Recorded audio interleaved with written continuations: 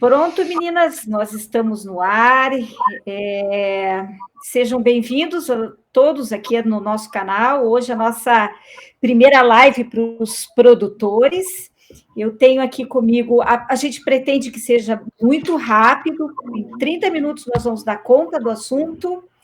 E eu tenho aqui comigo a Ângela Balen e a Roberta Zug, para a gente ter um bate-papo muito descontraído sobre dicas, 5 dicas práticas de como a gente vai garantir os lucros da sua propriedade. Então, jogo rápido, meninas, vocês estão no ar.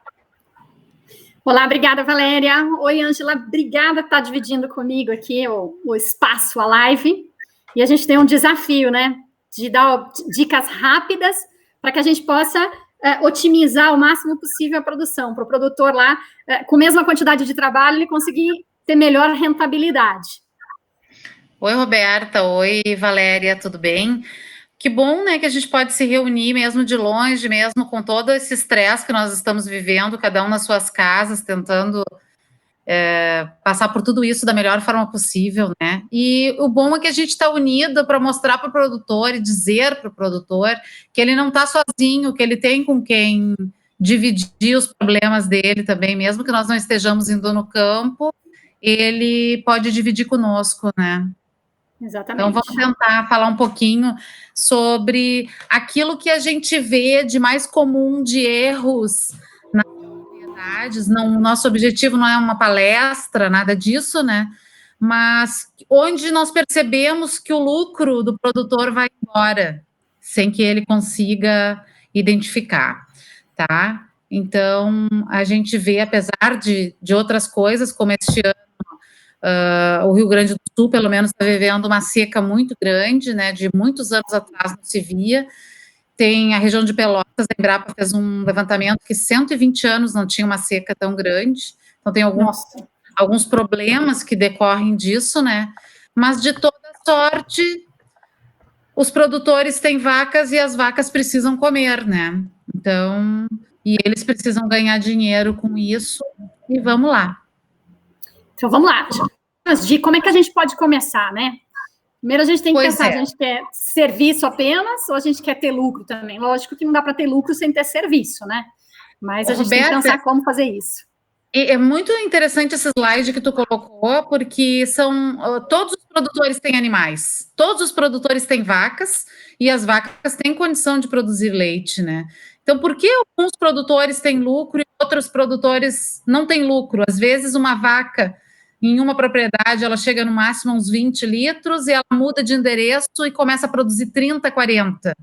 Então, o que faz isso com ela? Claro que genética é importante, mas o nosso assunto hoje, ele precede a genética, porque a genética tem muitas necessidades, né? E qualquer animal também tem necessidades. Então, nós vamos falar do essencial, daquilo que o produtor precisa ter para que a propriedade dele produza.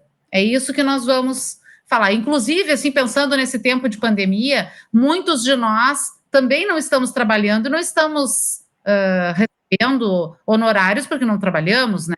Nós temos que ajustar a nossa vida a essa realidade.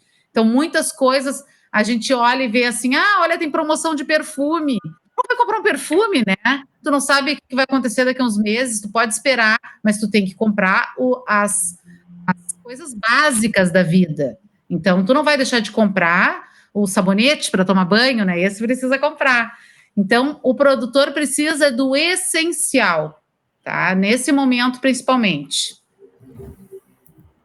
Então, como que a gente pode produzir, né, com baixo custo?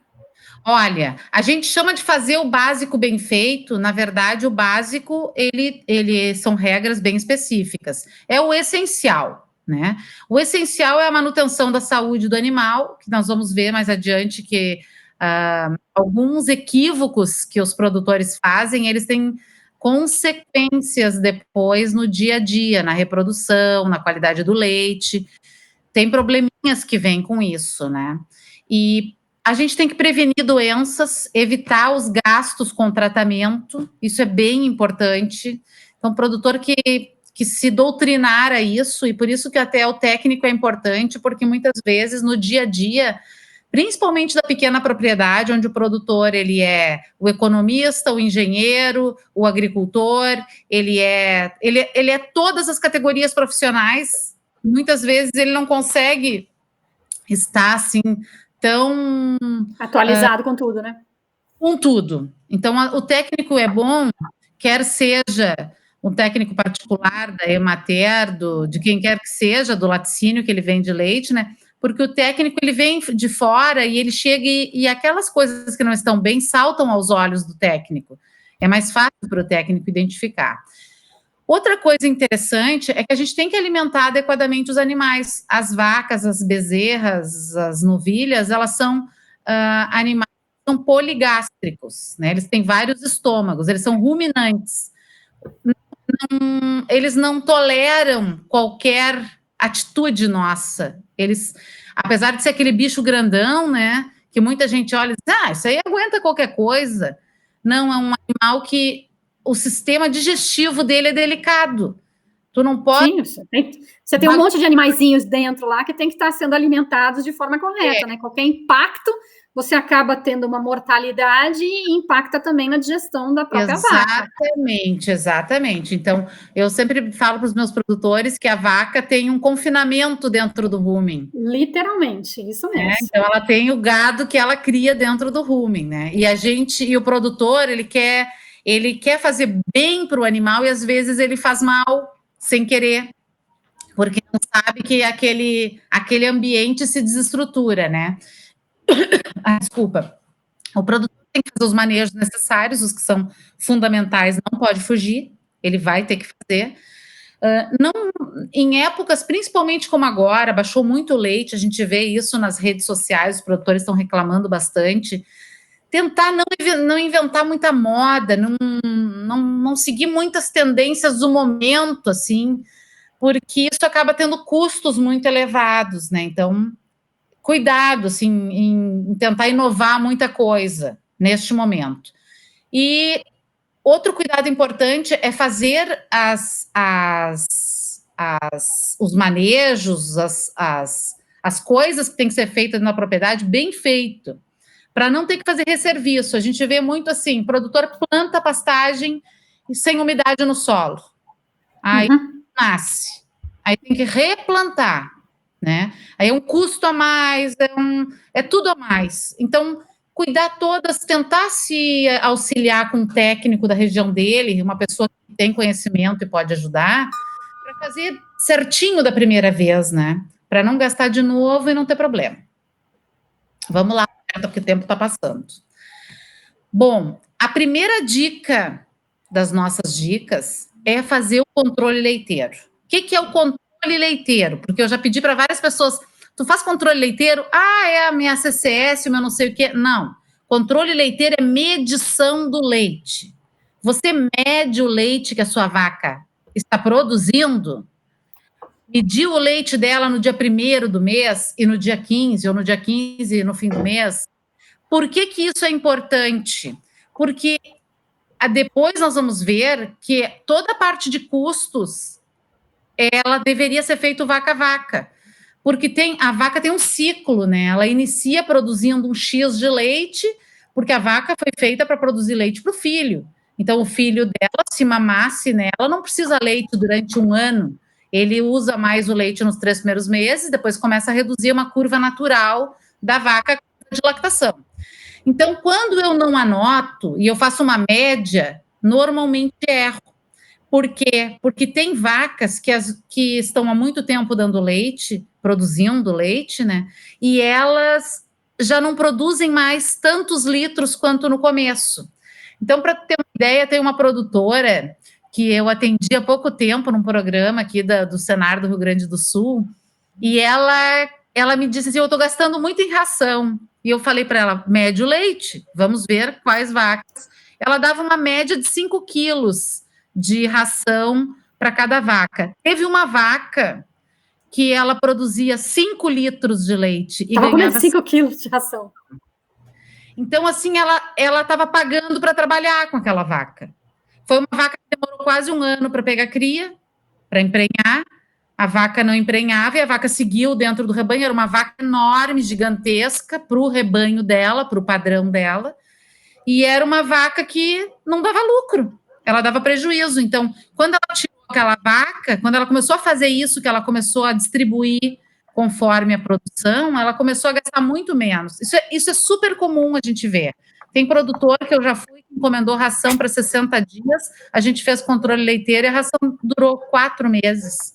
Então, Ângela, veja, tem equipamentos que já tem essa medição, né? Já sai tudo isso, já tem o próprio sistema já te dá essa informação. Só que também não adianta ter informação se ele não analisar, né? Porque exatamente. Ele tem a informação e ele não trabalha com isso, exatamente. Quer dizer, ele gastou, investiu, ele tem que fazer uma análise. Então, o produtor tem que aprender que ele tem que analisar os dados dele para produzir melhor, senão você não consegue, você investe, gasta, e gasta seu tempo e o dinheiro que é bom acaba não vindo, né? Roberta, o produtor de leite, assim como qualquer outro negócio, ele tem que enxergar o negócio dele como se ele tivesse uma farmácia, uma padaria, um mercadinho, um restaurante.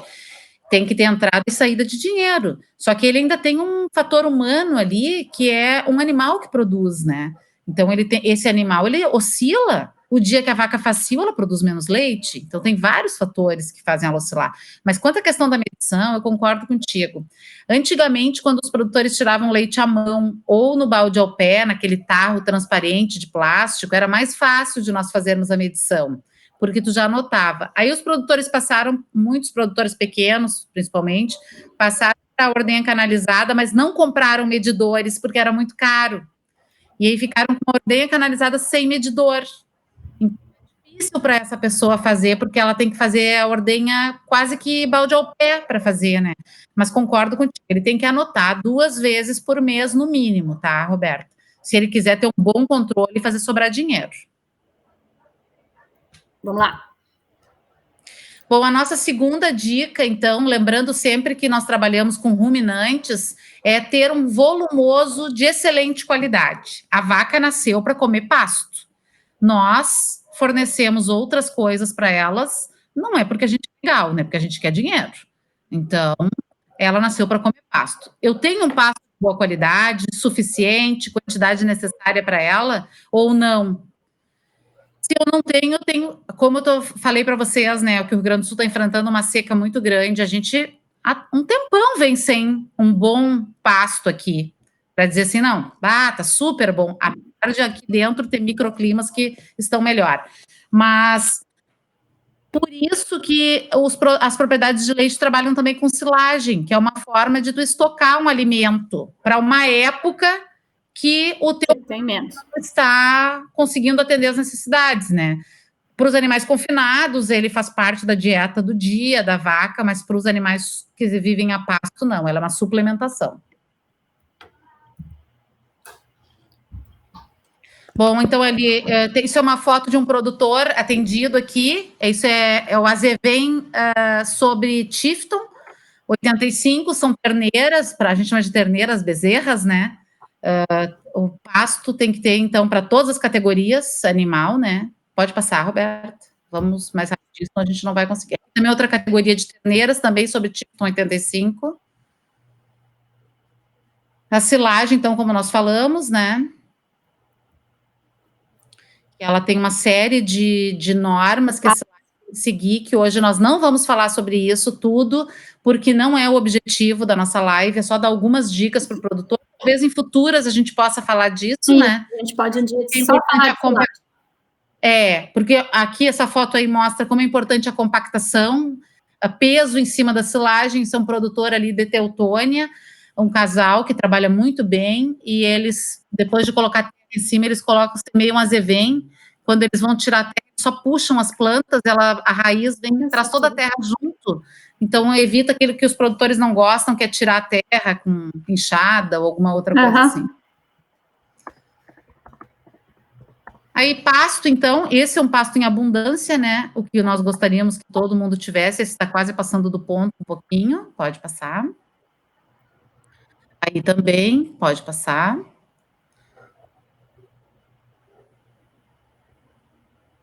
Aí também um pasto de ótima qualidade. Vocês podem ver que tem uma cerca elétrica na direita e as vacas, quando tiveram no dia anterior ali, já botaram a cabeça por baixo e já foram comendo. Isso aí. Tá? Esse aqui também é um pasto excelente, numa região do Rio Grande do Sul, que é maravilhosa para pastagem, que é Santa Vitória do Palmar, que é na divisa com... É o Chuí, já, divisa com o Uruguai, né? Aí também um Tifton, que tinha sido cortado há 40 dias, foi bem adubado e já estava desse porte aí.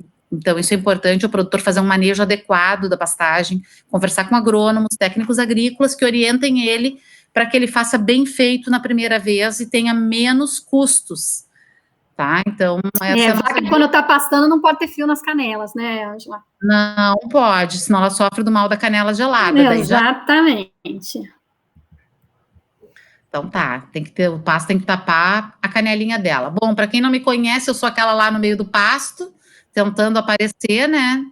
Junto com a Adriana Vargas, que é agrônoma aqui em Alegrete, no Rio Grande do Sul, e a produtora de leite, a Simone, que é um capim que a Simone tinha lá na época que eu fui, e não dava vencimento, né? Então, acho que ela fez silagem, guardou.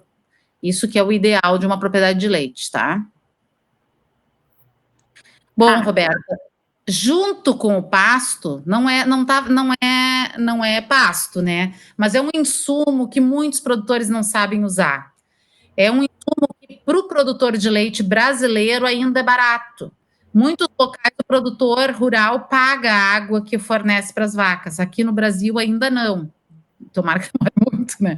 Mas para cada litro de leite que a vaca produz, ela bebe cerca de 5 litros, 4 a 5 litros de água.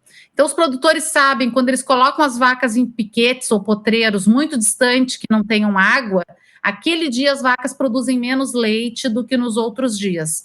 Então, se é um insumo que por enquanto, se busca na natureza, e é um insumo praticamente gratuito, tirando a questão que às vezes é um motor que puxa água, mas ele é um insumo muito barato, que tem que ser disponibilizado em todos os locais para vaca. Aqui é um produtor de Dom Feliciano que tinha assim no corredor, onde as vacas iam para pastagem, mas é muito importante também colocar após a ordenha, porque após a ordenha a vaca tem muita sede, né? Assim como as mulheres, quando amamentam, exatamente, tem bastante sede, as vacas também, se elas beberem mais água, elas produzem mais leite, o produtor ganha mais dinheiro. Sem contar toda a sensação de estresse, né? Porque quando você está com muita sede, é uma sensação de estresse. Já altera todo o seu metabolismo, além da falta da água, você tem o estresse em cima, que prejudica mais. Falar isso até porque quando elas estão na pastagem, elas começam a ter muita sede, elas param de comer, mesmo exatamente. Então, excelente, abundante, elas param de comer. Então, não tem vantagem nenhuma, né? Tu deixar as vacas, restringir a água delas. Aí é outro bebedor, que era na saída da ordenha, também. São coisas, não precisa ser grandes. Dá para adaptar, né? Dá para adaptar, tem que limpar, né? Deixar sempre limpo, assim, com frequência, limpar até a instrução normativa traz a necessidade do produtor limpar, né? Que vai ser feito, inclusive, auditoria e vistoria para verificar se está limpo. Ele precisa, esse é um dos itens da parte de boas práticas de campo, Ângela. Você tem que ter a água disponível, a parte de boas práticas para evitar esse estresse todo, e a água tem que ser de qualidade e sim, tem que ter bebedouros limpos, porque a gente pega bebedouro que, meu Deus do céu, né? Parece que acabou de lavar a sala de ordenha e a água da sala de ordenha, de tão sujo que tá. Então, a água tem que ser aquela água que o cara tem a coragem de colocar a mão e tomar. Né? Você olha uma água dessa, você vai lá e toma. E essa é uma água que você pode oferecer para os seus animais. Uhum. Até, né, Roberta, porque a água que não é limpa, ela tem contaminação, e essa contaminação, ela entra para dentro do corpo do animal, e o animal, ele é como nós, ele filtra tudo que ele ingere, né? Uhum. Exatamente. Então vamos lá. É a nossa terceira dica. Fornecer ração por produção, né? Na verdade, é fornecer ração por merecimento, né, Roberta? Isso. Quem que merece? Todas as vacas são bonitinhas, queridas e amadas, todas. Mas eu tenho que fornecer ração por produção. A vaca que está produzindo mais, recebe mais ração. A vaca que está com a curva de lactação no final, que já produziu há 10, 11 meses, que atrasou por outros motivos, de emprenhar, né? Não pegou cria. Então, essa vaca não pode, ela tem que ser reduzindo. Mas eu não posso reduzir da minha cabeça. Por isso que é importante o controle leiteiro, eu tenho que anotar. Aí o meu pasto, ele vai me atender um X de litros, existem pastos que atendem 10 litros de leite.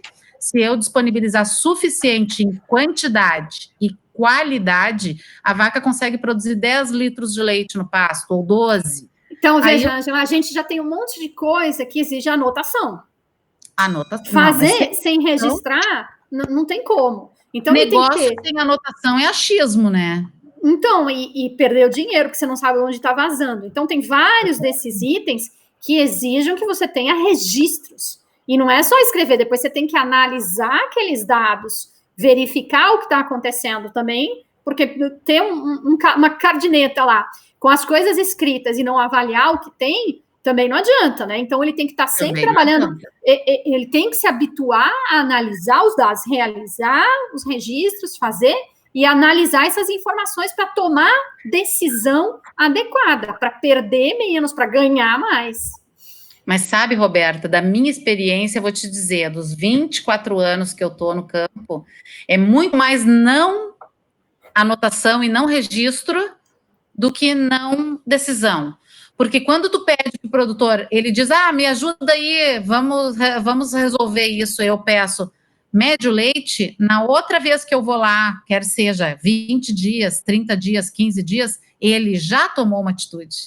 Porque ele conseguiu realmente vislumbrar o que estava acontecendo. Então, acho que só de tu já começar a medir, né? Porque é como eu te falei da produtora, 5 litros, e comendo 5 quilos. Quando eu cheguei lá, ela me disse, essa vaca vai virar um tapete, eu paguei muito caro por ela, e eu não quero mais ver ela, não posso mais ver ela, e ela realmente é o tapete na casa dela, na sala. Nossa. Então, Ângela, mas veja, até uma alimentação, esse excesso, ele faz mal para o animal, né? É maléfico para a saúde do animal. A gente tem doenças decorrentes por essa falta de balanceamento da nutrição. Exatamente. Então, além de estar jogando dinheiro fora, ele está fazendo mal para o animal. Quando fazendo ele faz mal. Aí tipo vai ter uma foto, eu acho, de uma vaca gorda que tem. Bom, aqui primeiro que a gente está falando, né? Se tu não mede, a vaca está comendo o teu lucro, né? Aí se é uma vaca comendo dinheiro, realmente ela está comendo dinheiro, está dando mais do que ela precisa. E olha essa roliça. Gorda, dava para fazer sabão de qualquer vaca dele, sairia pelo menos, acho que uns 20 quilos de graxa aí. E eram vacas que recebiam, assim, 6 quilos de milho, suplementando, além de tudo que elas já ganhavam. Ganhava uma laminite ainda.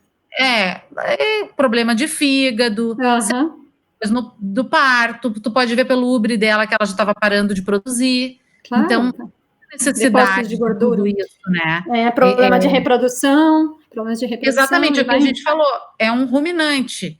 A gente usa suplementação na época que ela produz mais, né? Mas na sequência tem outra foto, que vive o contrário disso. Vacas muito magras, que estão com balanço energético negativo, que a gente chama, o que é isso, né? Gastando mais do que recebe, né? Então tá no negativo, tá no vermelho, tá gastando o que não tem. Tá. Passa aí que tem mais uma magrona aí. Muito essa aí, outra recém-parida, tinha parido, fazia poucos dias, 2, 3 dias. Tu imagina, essa vaca ainda ia perder mais 60, 70 quilos, entendeu? Imagina. É uma vaca que para pegar cria demora 7 meses para emprenhar de novo, porque até todo o score corporal dela, né? Então, a vaca ela tem que produzir lucro, mas quem administra essa situação é o proprietário, ele que tem que tomar as atitudes. Talvez se elas falassem, elas dissessem, para com isso, tá me fazendo mal, ou me dá mais, né? Elas pudessem, mas elas não podem falar, né? Eu, se fosse vaca, eu já tinha fugido numa casa se eu fosse magra. E a outra eu tinha virado bife, né? Mas tudo bem. Então, aí são vacas de uma produtora que usa colar com cores diferentes, ó. São vacas que vão a campo, tá? Na época, muitos produtores usam esses colares para determinar a idade, né? Alguns usam no brinco, enfim, cada um usa uma coisa. Ela tem várias opções, né? Tem várias opções práticas, baratas, sem problema nenhum, tá? Então, isso aqui é só para determinar quanto vai ganhar de ração. A quarta dica que a gente tem para dar para o produtor, que é uma coisa que sempre é muito divergente com o produtor, é muito assim de discussão, para mim, pelo menos, eu sou muito fria nisso, eu adoro terneira, bezerra, adoro, sou apaixonada, tenho um amor, mas não dá para criar todos numa propriedade familiar, por exemplo, porque elas são um valor imobilizado muito grande que fica ali, o produtor por 2 anos vai ter que alimentar esses animais, então a gente tem que ser seletivo e escolher os animais que tu vai criar, filhos das boas vacas, né, e investir nelas, porque elas são uma caderneta de poupança que tu vai colocando dinheiro, e tu tem que colocar um bom dinheiro, porque daqui a 2 anos elas vão sustentar a casa. Então, se eu colocar pouco, é uma caderneta de poupança que vai render pouco. Aí eu vou reclamar lá na frente, mas o meu rebanho não sei, não melhora porque tu não acertou no manejo. Não, e os erros que são cometidos de bezerra, uma bezerra que teve muita pneumonia, muito diarreia, não tem como ela atingir o potencial genético que ela tem. Então, você inibiu o que ela poderia ser. Então, não cuidar bem da bezerra é você tirar dinheiro, né? Ou fazer empréstimo com gente que nunca vai te pagar, porque perder dinheiro. Criar mal a bezerra é a mesma coisa que tu tirar dinheiro do cheque especial para colocar na poupança. É isso. Entendeu? Boa. Aí, quando tu vai chegar lá no final da época que tu quer o lucro da tua poupança, tu tem que pagar tudo lá, o que tu tá devendo, e não sobra. Então, assim, acho que uma hora a gente vai fazer uma live sobre bezerra e vamos falar sobre isso com mais nos 30 minutos, né? Sobre isso, mas a bezerra, com certeza, é um foco, porque ela é o futuro, né, da propriedade. Ela que vai... Isso. A gente tem que... Aqui tem uma bem criada e uma mal criada. Não preciso dizer quem é a bem criada e quem é a criada, né? Acho que a pobrezinha lá fala por si, né? Ela nem se soltar, ela não tem força, Roberto. Se soltar, ela não foge igual. Tá? Aspectos importantes, então, né? O aleitamento, higiene no leite, um leite de boa qualidade para bezerra, não o pior leite da propriedade. Ângela, um ponto muito importante é a questão da colostragem, né? Esse não pode ser negligenciado de jeito nenhum. De jeito nenhum. Assim, aqui no Rio Grande do Sul, os produtores gostam muito de deixar a bezerra com vaca durante um dia. Eu, particularmente, sou contra, porque eu não sei quanto que a bezerra tomou em que hora, que momento, e ela não absorve muito depois de 6 horas. Então, eu preciso que ela tome muito nas primeiras 6 horas. Então, eu prefiro ordenhar a vaca. Melhor. Colocar numa mamadeira bem limpa e fornecer para a bezerra. E, se for possível, até um pouco amornar, né? Deixar em 38, 39 graus, porque aqui agora, daqui para frente, começa 8, 9, 10 graus de temperatura e o animal está lá, ficando com pneumonia, né, no campo. Uhum. Tá. Esse é um ponto bem, olha lá. Isso aí, mamadeira, pode passar. Né? Bem quentinho, então aqui nos nossos estados do sul, colocar o animal no local quentinho, para ela não perder muita temperatura, porque para não entrar contaminantes que vão fazer pneumonia, diarreia, outras coisas para ela. Temos 1 minuto. Isso é um modelo de bezerreiro simples, lá do Thiago Roden, um cara que cria super bem, e já está criando o sucessor para fazer isso junto, né? Isso é uma forma de controle das bezerras, que é medição de peso. Tem que fazer. Tem que fazer. A gente pode falar disso em outra ocasião também. Só para mostrar que é onde se pesa e aí onde se mede a altura. Exatamente. Quinta dica. Tá? Quinta dica, então, é a qualidade do leite, porque se nós estamos falando em lucro, 2 coisas a qualidade traz. A primeira coisa é que se eu controlo o CCS, eu reduzo o mastite. Mastite reduz produção.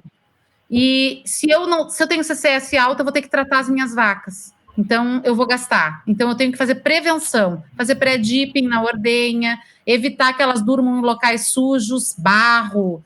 Água na saída da sala de ordenha, para elas não deitarem, né? Água e comida após a ordenha, preferencialmente, né? Isso é o que a gente deseja. Tá? Então, aí pré-dipping, como fazer, né? Muitos produtores querem lavar só com água as tetas das vacas, não dá, porque a água não mata os contaminantes, os bichinhos que moram ali, as bactérias. Então, quando tu coloca a ordenhadeira começa a lavar a teta com leite e jogar esse leite para dentro da teta também, principalmente as ordenhas mais antigas, assim, que tem as mais modernas já tem sistema nisso, né? Mas não é uma coisa corriqueira no campo. Então, aqui é uma foto de uma vaca que chegou na ordenha e ela estava com o teto limpo. A gente só passa o papel toalha, não molha, não faz molhação. Passa o papel toalha, esfarela o que tiver ali e faz o pré-dipping. Então, aí sai o limpinho do papel toalha, né? Faz o pré-dipping e seca com papel. Então, por que precisa? Principalmente porque tem esse contaminante, esses pontinhos na volta do teto. Após, então, o pré-dipping, se retira os 3 primeiros jatos, que é o leite mais contaminado que a vaca tem, se faz outro pré-dipping, por isso que está aí uma segunda, e se seca de novo e acopla a teteira, coloca a teteira ali para ordenhar a vaca. Terminando a ordenha, se está aí, então, ainda seguindo antes, né? Se terminando a ordenha, se tira a teteira, coloca o pós-dipping e depois vai fazer. Não, olha, aí tem uma coisa só para mim falar: não pode usar pano, tá, Roberta? Não, de jeito nenhum. Não pode. Pano não. De jeito nenhum. Pano é para o gatinho dormir lá. Então, os 3 primeiros jatos, retira o correto essa caneca telada e azul, né? De fundo preto. Mas se a pessoa não tiver, ela pode tirar outra coisa também, né? Mas o importante é ela porque a caneca de fundo preto, ela permite que a pessoa visualize se tem mastite clínica. Mas, independente se tiver ou não, ela tem que retirar os 3 primeiros jatos, porque senão a CBT fica alta, porque tem muita contaminação nesses 3 primeiros jatos. E o teste de CMT também, que é importante fazer para identificar. No dia que faz o controle leiteiro, já deve fazer para ter um controle também dos animais, né? Bom, aí disso, como anotar, né? Anotar sempre, né? Exato, sempre, porque aquelas que são positivas, né, Roberta? A gente faz a sequência de ordenha, elas vão para o fim da ordenha e para contaminar as que não tem nada, né? É a chamada linha do leite, né, Ângela, que tem que ter. Isso, aliás, outro item que é obrigatório pela legislação. Então, não é nem capricho do produtor, é obrigação fazer linha do leite. Sim.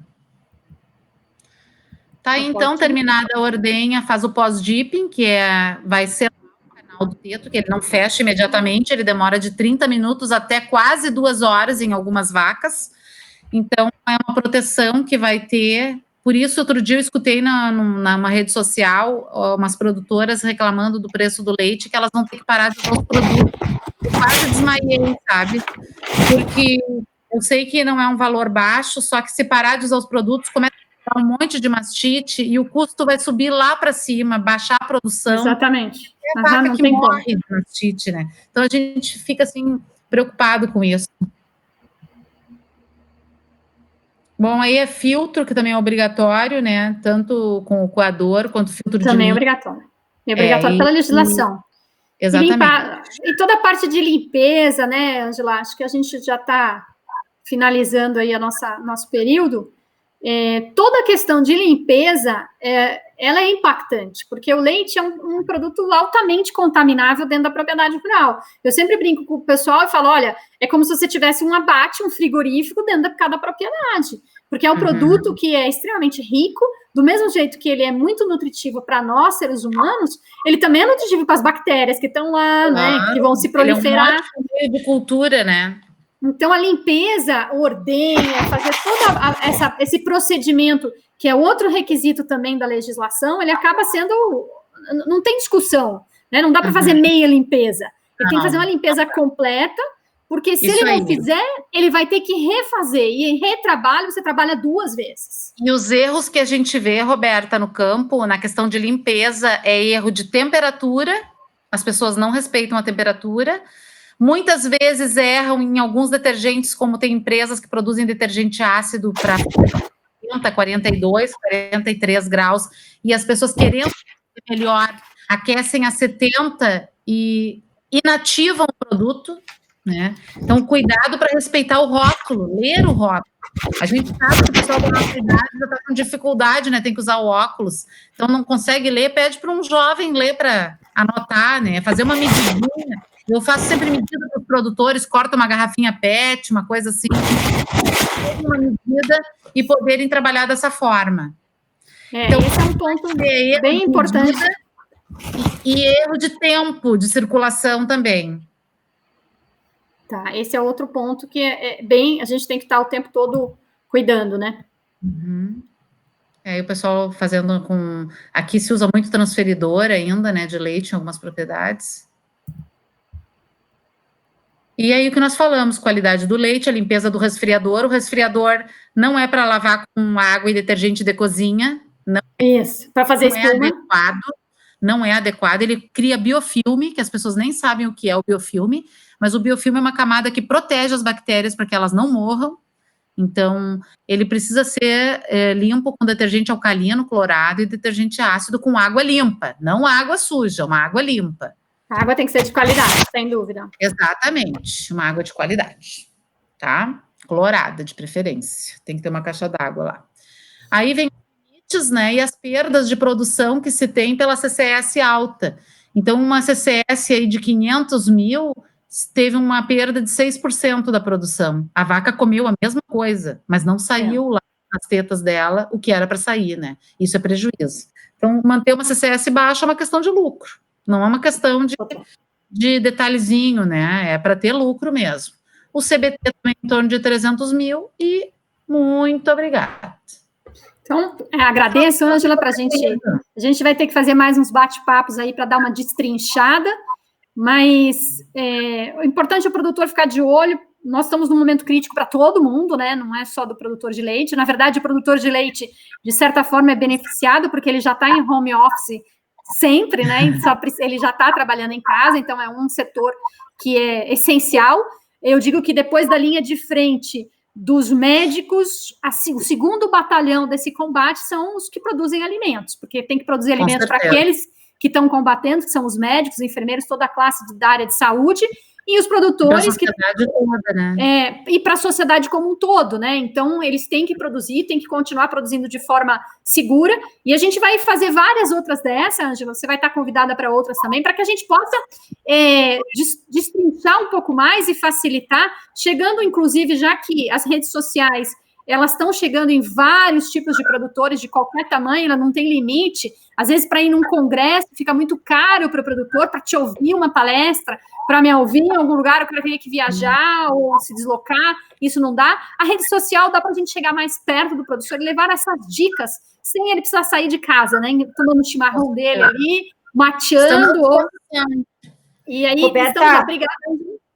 Roberta, eu acabei anotando os pontos da nossa live, eu só queria recapitular rapidinho o tema da nossa live hoje. Então, a dica número 1 foi ter o hábito de fazer a medição do leite. Isso. Confere, meninas. Confere. A dica número 2 foi: tenha um pasto de boa qualidade e quanto mais água a vaca tomar, mais leite ela produz. A dica número 3 é: faça o balanceamento da ração, porque se você não balancear corretamente, a vaca vai estar comendo o seu lucro. A dica número 4 foi: seja seletivo, escolha as terneiras que você vai criar, porque elas são a sua caderneta de poupança. E a dica número 5, a que eu mais gosto: fique de olho na qualidade do leite. É isso? Concluímos o nosso desafio? Concluímos. 9 minutos atrasadas, mas da próxima vez nós vamos tentar manter o horário, né? Tá ok. Combinado, então. Obrigada, pessoal. Obrigada, Ângela. Obrigada, Valéria. Até a próxima. É.